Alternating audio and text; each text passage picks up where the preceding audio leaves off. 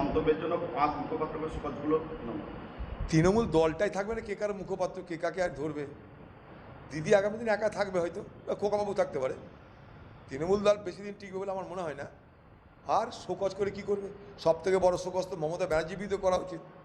বাংলা মানুষ শোকজ তো করে দিয়েছে, করে দিয়ে তাকে ক্ষমা থেকে তাড়িয়েও দিয়েছে। এবার মুখ্যমন্ত্রীর আর কার বিরুদ্ধে শোকজ করবে? গোটা তৃণমূল দলটা তো মুখ্যমন্ত্রী আর খোকাবাবুকে শোকজ করছে।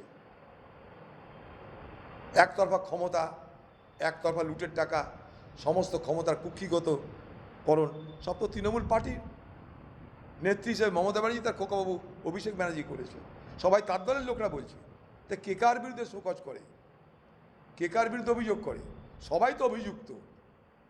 কলকাতা শহরে এই 102টি ওয়ার্ডে এগিয়ে বিজেপি, 42 তৃণমূল, ভবানীপুরে 8টির মধ্যে 7টিতেই হেরেছিল মমতা বন্দ্যোপাধ্যায়। গেরুয়া শিবিরে এবার কি নজরে থাকবে ছোট লালবাড়ি?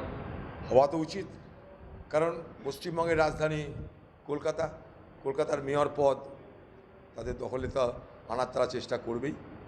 কারণ গোটা রাজ্য যখন দখল করেছে, তখন আগামী দিনে তার নিচের যে ক্ষমতার যে সমস্ত প্রতিষ্ঠান সেগুলোকে দখল করার তার চেষ্টা করবে। এখন কীভাবে দখল করবে জানি না। তৃণমূল দল ভাঙিয়ে করবে না নির্বাচনের মাধ্যমে নতুন করে মানুষের ম্যান্ডেট নিয়ে করবে, সেটা বিজেপি পার্টি জানে। গণতান্ত্রিক বলছে সৌগত রায়।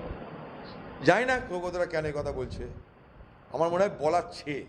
কারণ সৌগতরা খুব ভালো করেই জানে যে একটা বিধানসভা লোকসভা যেখানে সংখ্যা গরিষ্ঠের মতামতই প্রতিফলিত হয়, সেখানে সৌগতরার মতো বিদ্বান ব্যক্তি কী করে এই কথা বলে জানা নাই।